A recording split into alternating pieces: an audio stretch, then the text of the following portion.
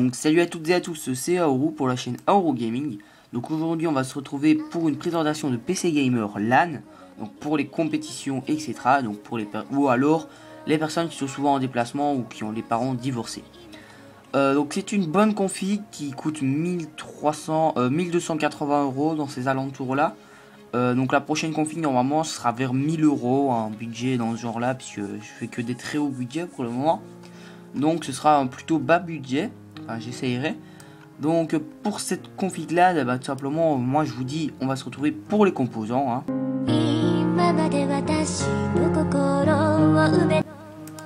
Alors le premier composant, simplement le boîtier qui existe en plusieurs couleurs. Donc vous pourrez choisir bleu, jaune, rouge, vert, enfin il y en a plein. Il suffira de choisir celle qui vous plaît. Moi j'ai choisi noir puisque le reste de la couleur du thème est noir et rouge. Donc j'aurais pu très bien prendre un rouge mais j'ai pris un noir. Donc vous aurez qu'à changer si vous voulez en rouge. Alors c'est tout simplement un boîtier mini tour. Les cartes graphiques acceptées jusqu'à 320 mm. Sans les caches de disque dur, donc avec les caches de disque dur je sais pas. Les cartes mères acceptées c'est les micro ATX et les mini ITX. Les ventirades acceptées jusqu'à 160 mm. La connectique en façade, 2 USB 3.0, une prise jack, une prise micro. Pour les ventilateurs inclus, il y en a un à l'arrière de 120 mm et un en bas de 120 mm. Et pour les emplacements supplémentaires, il y en a deux en hauteur de 120 mm et un en bas de 120 mm. On passe directement au prochain composant qui est tout simplement l'alimentation que j'avais déjà mis dans la précédente configuration. Donc elle fera tourner tout en ultra. Enfin, qu'est-ce que je raconte? Excusez-moi, je suis un peu fatigué. Donc en gros, je pense que c'est un peu trop pour une config comme ça. C'est vraiment modeste à te mettre ça. Mais je pensais à l'évolution de la config. Donc si vous voulez faire un SLI ou quelque chose comme ça. Alors c'est tout simplement la Corsair CX 600M, puissance 600 watts. Donc elle est 80 plus bronze, semi-modulaire et le ventilateur fait 120 mm.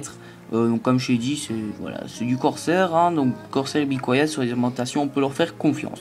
On passe au processeur, un Intel Core i5 4690K, donc il est overclockable, un socket LGA 1150.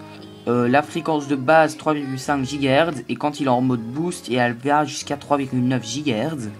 Le nombre de cœurs, il y en a 4 et nombre de cœurs logiques 4 aussi, donc ce qui me fait 8 cœurs au total.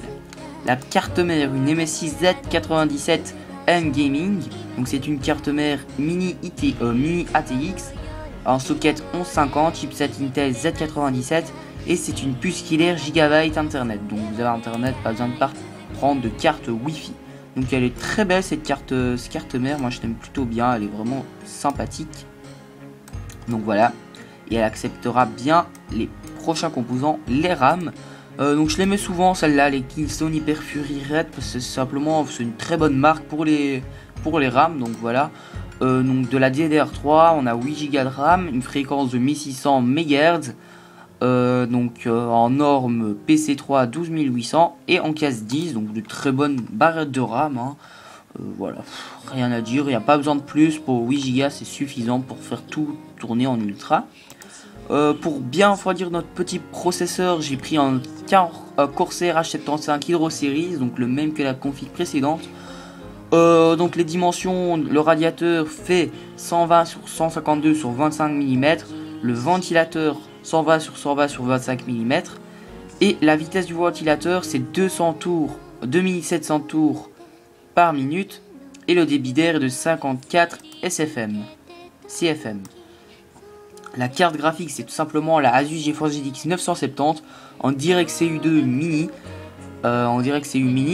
L'architecture de chipset graphique c'est tout simplement du Maxwell. Les sorties vidéo sur cette carte graphique sont simplement un DVI, un DVI Like, un DVI High, un HDMI, un DisplayPort et le moteur graphique c'est Nvidia, voilà, c'est normal quoi hein.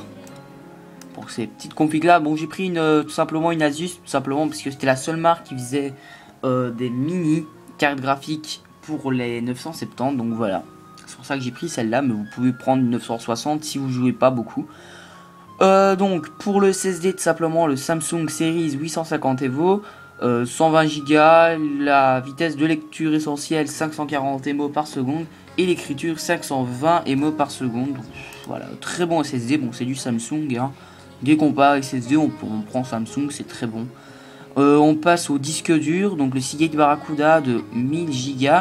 La vitesse de rotation 7200 tours par minute. Donc voilà, on le présente de trop, hein, ce disque dur. Et pour le lecteur graveur DVD, c'est le LG GH24NSCO noir. Donc j'ai dit toute la référence, t'as vu? Alors c'est un petit lecteur DVD, voilà, moi j'ai pris LG parce que c'était le moins cher je pense. Mais rien ne vous oblige à prendre Asus, Stop Achat, Samsung, il y en a plein, ou un Blu-ray, hein, même.